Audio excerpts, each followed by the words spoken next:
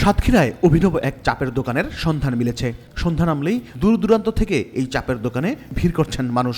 সাতক্ষীরার টাউন বাজারের খামার বাড়ির সামনে এই মাশরুমের চপের দোকান তৈরি করেছেন উদ্যোক্তা সাদ্দাম হোসেন। মাশরুম চাষের পাশাপাশি এই ব্যবসা করেন তিনি। খাবার তৈরি করে থাকি, মাশরুমের চটপটি, ফুচকা, মাশরুমের কফি, মাশরুমের ছোলা, এরকম বিভিন্ন খাবারগুলো আমরা মাশরুমের সুস্বাদু মাশরুম দিয়েই তৈরি করে থাকি।